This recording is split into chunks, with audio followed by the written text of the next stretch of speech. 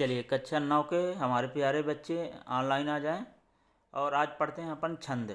छंद में अपने सिलेबस में शामिल है दोहा छंद। बहुत ही सरल है, इसको आसानी से समझ लेते हैं और परीक्षा में ऑब्जेक्टिव भी आता है और पूछता है कि ये कौन सा छंद है, सममात्रिक है कि अर्ध सममात्रिक।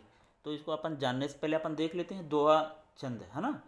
छंद क्या होता है, क्योंकि एक कविताएं जब भी लिखते हैं वहाँ शाब्दिक अनुशासन होता है, उन अनुशासन के माध्यम से ही सभी कविताएं बंधी रहती हैं, है ना। उसमें एक मात्रा, लय, अति, गति, तुक सब चीज़ रहता है उसमें, तब जाके हमारी कविता अच्छे से तैयार होती है। तो कविता का जो शाब्दिक अनुशासन वही छंद है।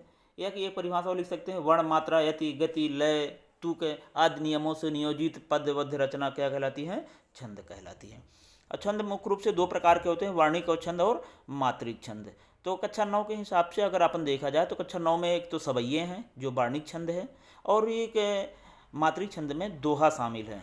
दोनों को अपने को याद करना है और ये कक्षा 10 में भी शामिल है, तो अपन को एक बार तैयार कर लेना है, अच्छे से याद रहेगा। चलिए देखते हैं दोहा।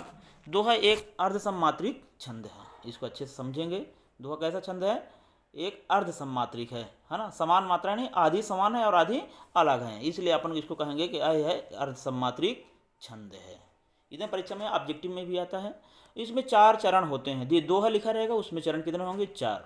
इसके पहले और तीसरे चरण में 13 मात्राएं होंगी। कितनी कितनी, 13 मात्राएं होंगी। दूसरे और चौथे चरण में कितनी होंगी, दूसरे और चौथे चरण में 11 मात्राएं होंगी। एक उदाहरण लिखने को भी आता है, उसको उदाहरण लिखते हैं। उदाहरण देखिए, रहीमन पानी राखिए, बिनु पानी सब सून, पानी गए न उबरे, मोती मानुष चून।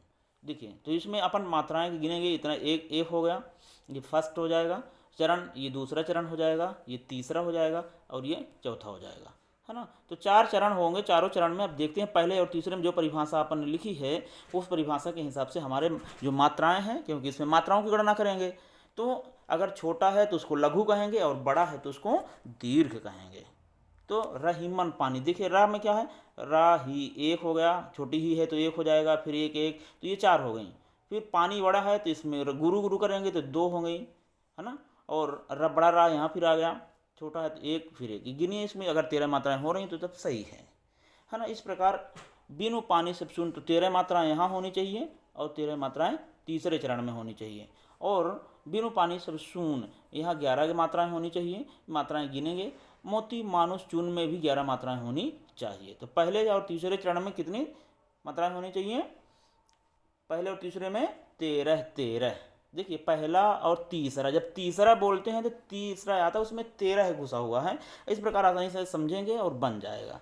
चलिए दूसरे और चौथे में कितने, 11 ये मात्राएं पूछता है, ऑब्जेक्टिव में भी प्रश्न आता है, इसको अच्छे से याद करेंगे, सालाना परीक्षा के हिसाब से इम्पॉर्टेंट है।